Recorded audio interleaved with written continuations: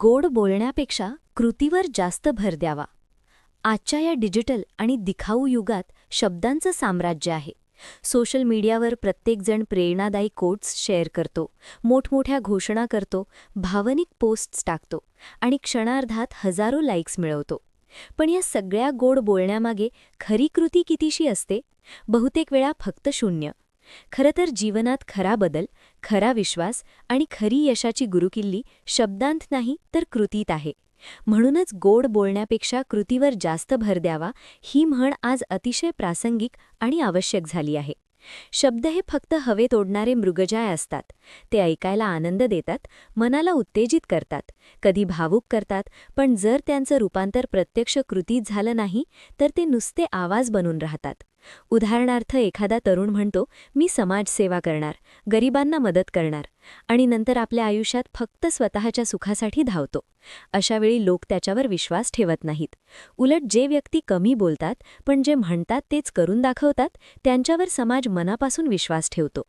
महान व्यक्तींच्या जीवनाचा अभ्यास केला तर हे स्पष्ट दिसतं. महात्मा गांधींनी फक्त स्वातंत्र्याच्या गोष्टी बोलून दाखवल्या नाहीत. त्यांनी स्वतः उपोषणं केली, चरखा फिरवला, दांडी यात्रा काढली, तुरुंगवास भोगला.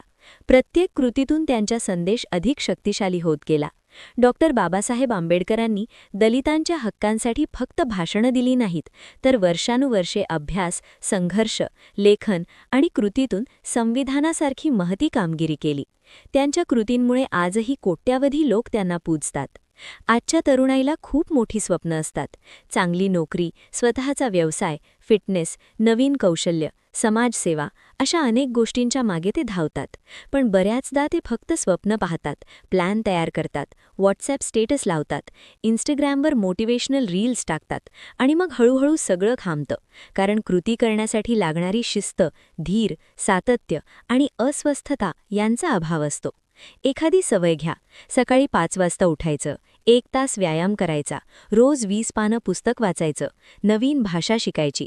हे सगळं ठरवायला तर 1 मिनिट लागतं, पण प्रत्यक्षात करायला लागतं तेव्हा अडचणी येतात.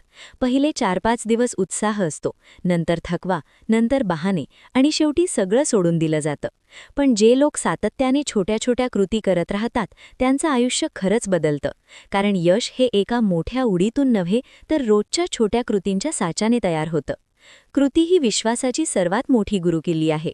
एखादा मित्र म्हणतो, काहीही झालं तरी मी तुझ्यासोबत आहे, आणि खरोखरच अडचणीच्या वेळी तो धावून येतो तेव्हा त्याचा शब्द खरा ठरतो. पण फक्त बोलून आणि नंतर गायब झाला तर त्या शब्दांचं काहीही मोल उरत नाही. व्यवसायातही असंच आहे.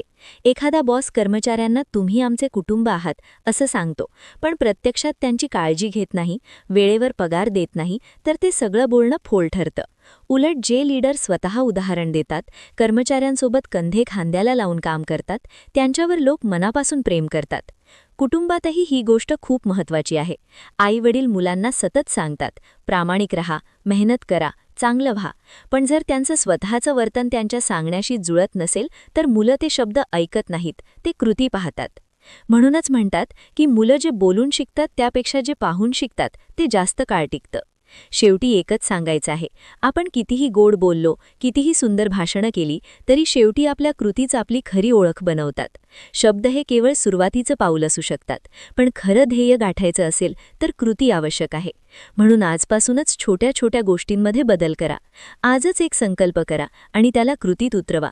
एकदा का कृती सुरू झाली की आत्मविश्वास वाढेल, इतरांचा आदर मिळेल आणि जीवनात खरा अर्थ सापडेल. बोलण्यापेक्षा कृतीवर भर द्या, कारण कृतीच इतिहास घडवतात, शब्द फक्त स्मृतीत राहतात.